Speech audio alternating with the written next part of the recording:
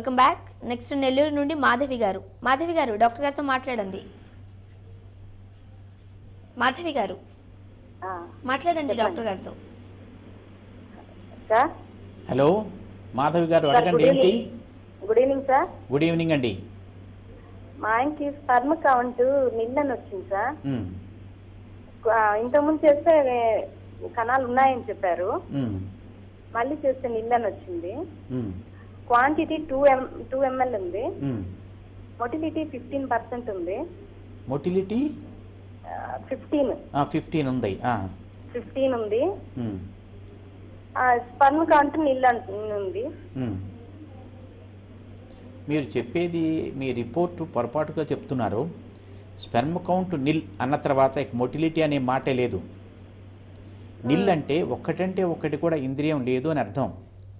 ఇంద్రియం లోపల ఒక్కటంటే ఒకటి స్పెర్మటోజోవా, స్పెర్మ్ కణం ఒకటి కూడా లేదని అర్థం. లేదు అన్న తర్వాత కదలిక ఉందా లేదా అనే మాటే రాదు. కాబట్టి మీ రిపోర్ట్ లోపల, లేకపోతే మీ రిపోర్ట్ని మీరు చదవటంలో కానీ అర్థం చేసుకోవటంలో కానీ తప్పున్నది. అందుకని చేయాల్సిన పని ఏమిటంటే, ఇంద్రియం పరీక్ష రిపోర్ట్లో నిల్ ఉందంటే పిల్లలు కలగరని చెడ్డమాట చెప్పినట్టు అర్థం.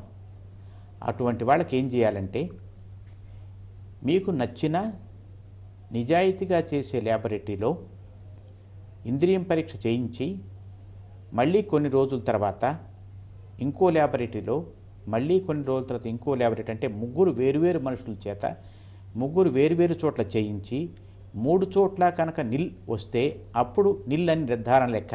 అంటే ఏమీ లేదని.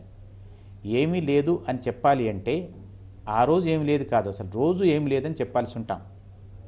అందుకని 3 సార్లు ఇంద్రియం పరీక్ష చేసి 3 సార్లు ఇంద్రియం పరీక్ష రిపోర్ట్లు నిల్ అని కనుక వస్తే వాళ్ళకి పిల్లలకు కలగరు అని అర్థం. అటువంటప్పుడు ఏం చేయాలి అంటే, దీంట్లో 2 రకాలైనవి ఉంటాయి నిల్లో. ఆ నిల్లో 2 రకాలు ఏమిటంటే, ఒకటి లోపల తయారీయే లేకపోవటం, అంటే వృషణాల లోపల నుంచి ఇంద్రియం తయారీ అనేది లేదు, అంటే లోపల కణాలు తయారు కావటమే లేదు. రెండోది లోపల కణాలు తయారవుతున్నాయి కానీ బయటకు వచ్చే దోవ లోపల ఎక్కడో చోట మూసుకుపోయి ఉన్నది దోవ. అప్పుడు ఇంద్రియ కణాలు ఏవి బయటికి రాకుండా ఒట్టి నీరు లాంటిది మాత్రమే బయటకు వస్తాయి. ఈ రెండిట్లో ఏ విధమైంది అని తెలుసుకోవటానికి రక్త పరీక్ష చేసి కానీ, లేకపోతే టెస్టిక్యులర్ బయాప్సీ అని ఒక ముక్క పరీక్ష చేసి కానీ ఈ 2 రకాల్లో ఏదైనా నిర్ధారణ చేయాల్సి ఉంటాం. ఒకవేళ లోపల తయారీ కాలేదనుకోండి, అప్పుడు పిల్లలు కలిగే అవకాశం లేదు. లోపల తయారయ్యి బయటకు వచ్చే దోవ లోపల కనుక ఎక్కడైనా అడ్డుపడితే దాన్ని ఆపరేషన్ ద్వారా అడ్డు తొలగించి బయటకు వచ్చేట్టు చెయ్యొచ్చు. లేకపోతే లోపల నుంచి తీసిన ఇంద్రియం, అంటే సిరంజి ద్వారా లోపల వృషణాల లోపల నుంచి ఇంద్రియం తీసి అది టెస్ట్ ట్యూబ్ బేబీ ద్వారా గర్భిణీ తయారయ్యే విధంగా చేయొచ్చు. మొట్టమొదటి మీరు నిర్ధారణ చేసుకోవాల్సింది కౌంట్ ఉందా లేదా. కౌంట్ లేకపోతే ఒక మాట, కౌంట్ ఉండి తక్కువ ఉంది, తక్కువ పర్సంటేజ్ కదులుతున్నాయి అన్నప్పుడు వేరే విధమైన ట్రీట్మెంట్. 2 వేరు విధాలుగా ఉంటాయి. అందుకని మొట్టమొదటి ఖరాఖండిగా నిర్ధారణ చేసుకోండి. నెక్స్ట్ వైజాగ్ నుండి శ్రీదేవి గారు. శ్రీదేవి గారు మాట్లాడండి డాక్టర్ గారితో. హలో హలో నమస్కారం అండి. డాక్టర్ గారు, ఒక చిన్న డౌట్ చెప్పరా అండి? ఇప్పుడు అల్ట్రాసౌండ్ స్కాన్ చేసినప్పుడు ఆ స్కానింగ్ లో 3 స్ట్రైప్స్ 3 గీతలు అన్నవి ఉండాలా? ఒక్క గీత ఉంటే పిల్లలు పుడతారా లేదా? 3 గీతలు అనేది ఉండాలి అండి. అలా 3 గీతలు ఉండాలా? 3 గీతలు ఉన్నాయి. అవును, 3 గీతలు ఉన్నాయి. అంటే ఏమిటంటే 3 గీతలు ఉండాలా? నేను స్కానింగ్ చేయించుకున్నప్పుడు ఒక్క గీతే కనిపించిందట. ఇప్పుడు ఆ 3 గీతలు ఉండాలా అన్నది చెప్తారా కొంచెం? అది అన్ని రోజుల పాటు 3 గీతలు ఉండవు. అంటే పలానా రోజున 3 గీతలు లేకపోతే మాత్రం, అంటే లోపల మొట్టమొదటి 15 రోజుల లోపల 3 గీతలు రావు ఎవరికీను. అది తర్వాత 15 రోజుల లోపల 3 గీతలు వస్తుంటాయి. ఆ 3 గీతలు వచ్చినాయి అంటే మీకు ఎండోమెట్రియం సరిగా ఉన్నట్టు లెక్క. మొదటి 15 రోజుల్లో 3 గీతలు లేవు అన్నంత మాత్రాన దానికి అడావుడి పడాల్సిన అవసరం లేదు.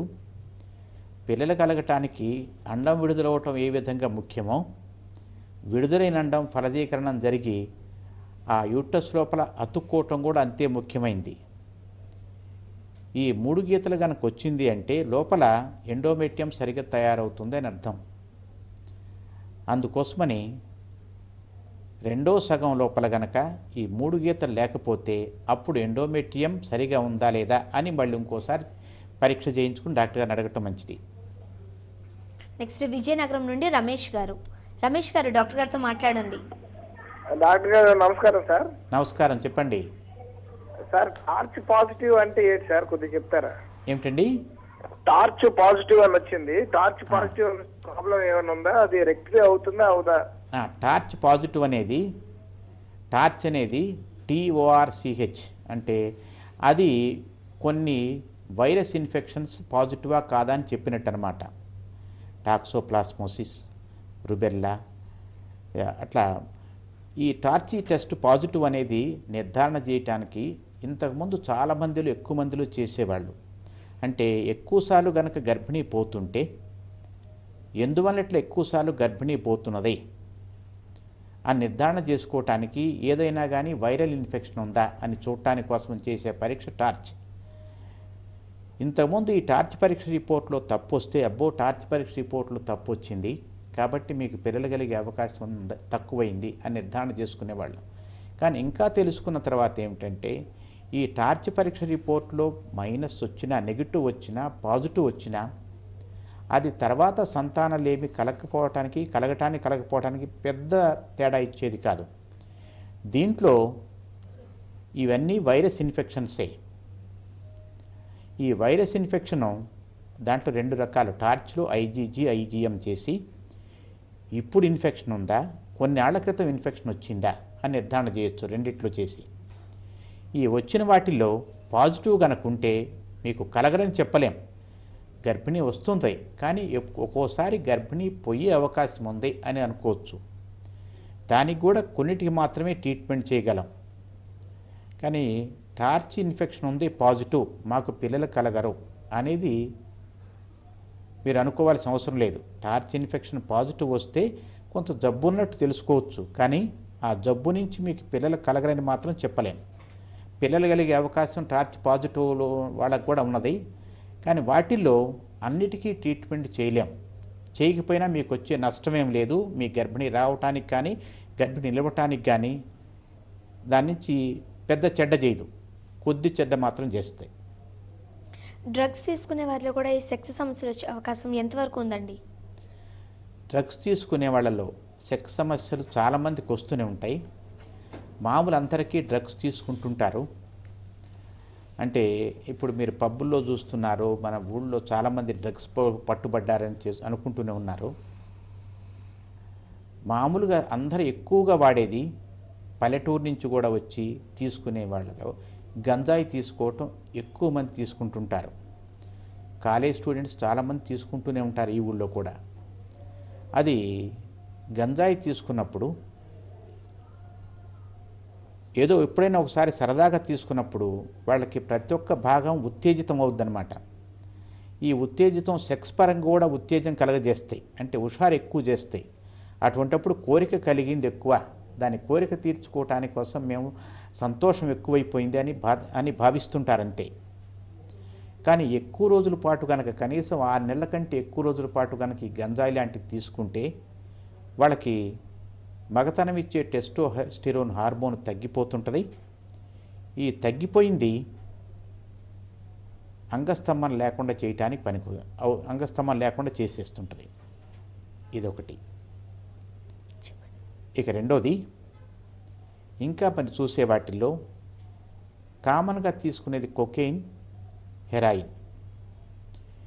ఈ కొకెయిన్లో కూడా ఎప్పుడన్నా ఒకసారి తక్కువ మోతాదుల్లో కనుక తీసుకుంటే దాంట్లో చాలా హుషారుగా అనిపిస్తుంది మనిషికి.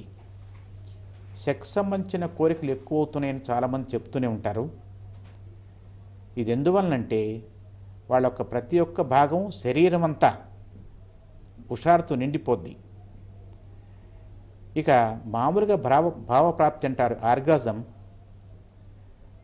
లోపలున్న ప్రైవేట్ పార్ట్స్కి, అంటే మానవ లోపల మాత్రమే కేంద్రీకృతమై ఉంటుంది. ఈ కొకెయిన్ లాంటి తీసుకునే వాళ్ళకి, ఏదో కొద్ది డోసులో తీసుకున్న వాళ్ళకి నా శరీరం అంతా భావప్రాప్తి పొందింది అని అనుభవిస్తారన్నమాట వాళ్ళు. దీనివల్ల చెడ్డొచ్చేది కాదు ఒక్కసారి ఎప్పుడన్నా తీసుకుంటే. కానీ ఎక్కువ రోజుల నుంచి తీసుకునే వాళ్ళకి మాత్రం అది చాలా చెడ్డ చేస్తాయి.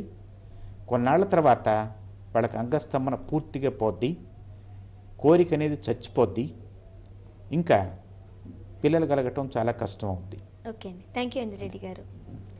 ఇది వాళ్ళ లైఫ్ లైన్ కార్యక్రమం. చూస్తూనే ఉండండి TV1.